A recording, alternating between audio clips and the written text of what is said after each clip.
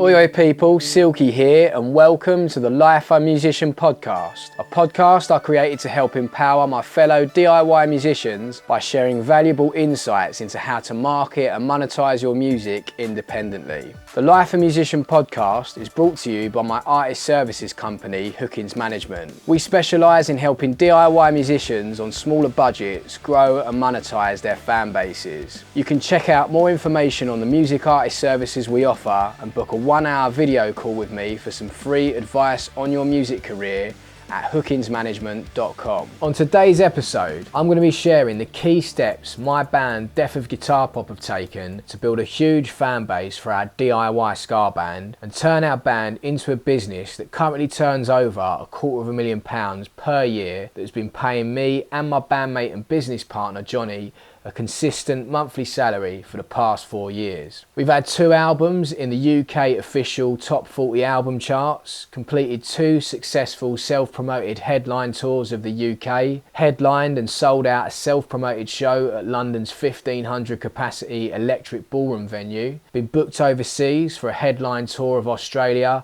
plus shows in the US and Germany, and we're currently in the process of putting on our biggest ever headline show at London's iconic O2 Shepherd's Bush Empire venue. We've done all this without any music industry support, just learning how to navigate the business and marketing side ourselves, grinding it out DIY. In this episode, I'm going to be breaking down the process of how we've done this so you can swipe and deploy our strategies for your own independent music career. If you're a DIY music artist that's looking to grow their fan base, then this is the episode for you. So let's start with paid meta ads. A big part of Death of Guitar Pop's DIY success has been down to leveraging Meta's paid ad platform. Our debut single and music video, Rickety Old Train, went viral on Facebook with over 7 million views, and this is essentially what gave us our break as a band. This didn't come without financial investment though. We set up an ad that advertised the music video in a Facebook newsfeed post, targeting the fan bases of our affinity artists such as Madness, The Specials, The Selector and The Beat. Our initial investment was 150 quid across a month and the ad connected straight away. Comments, likes, shares and follows were flooding in daily, so we decided to keep going back to the well and invested long term into the ad over the next few years. This got us in front of hundreds of new people in our target audience on a daily basis and worked really well as an automated fan growth machine for the band. Over time our numbers grew and grew, with the music video hitting millions of views and our Facebook following growing to 40,000 people. We've been able to convert many of the people in this audience into paying supporters of the band.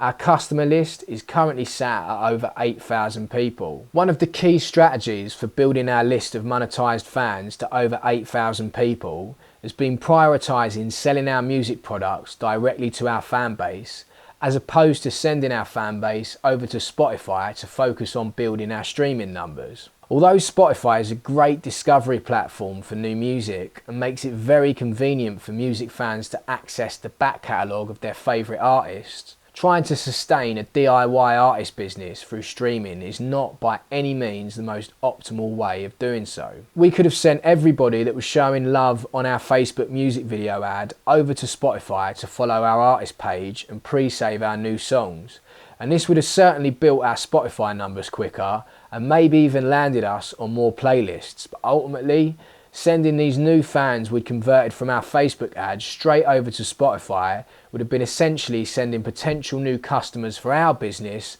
over to Spotify's business to become customers of Spotify's rather than Death of Guitar Pop's. By sending our new fan traffic over to Spotify to drive our monthly listeners up, we'd have been losing out on the opportunity to obtain our own fans' data and also losing out on the ability to maximise the income from our fan base. We found encouraging our fans to buy an introductory discounted product offer directly from the band's own store and join our subscriber list in the process was a far more valuable way of gaining customers for our artist business. Offering a free signed CD copy of our debut album, where we asked fans to just cover the postage and packaging costs to receive this offer from us, has been a great way for us to build what is essentially a monetised mailing list of our most engaged fans. Capturing our own customer data such as email address, phone number and postal address has given us the ability to directly connect with our audience through each of these channels on a regular basis,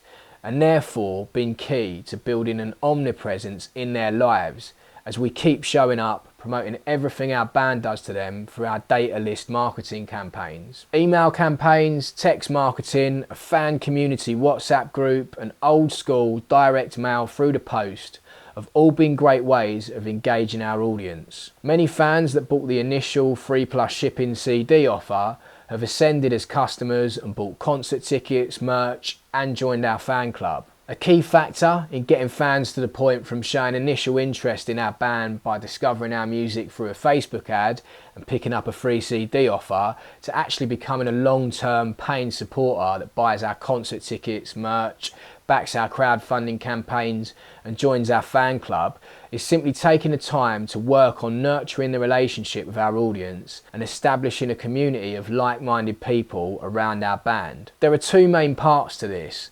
The first part is having a regular output of music and content releases to keep our audience engaged. And the second part is taking the time to have as many one-to-one interactions with fans as possible, both online and at shows. Oi people, Silky here. I hope you're enjoying the episode. I just wanted to take a short break to tell you about a fantastic mastering service I recently used for my band Death of Guitar Pop's forthcoming album, Be Lucky. Jake from Decent Mastering was a joy to work with from start to finish, and we're so happy with how the final masters of our songs are sounding. Jake is currently offering an incredibly fair pay what you want mastering service to all independent musicians. So if you're an unsigned artist that's on a budget, be sure to hit up Jake for a great service at an affordable rate. Check out decentmastering.com for more info. Whilst we're on the subject of extremely useful services for independent musicians, I've got to tell you about another great company that Death of Guitar Pop has had the pleasure in dealing with recently, and that's TMT Band Merch.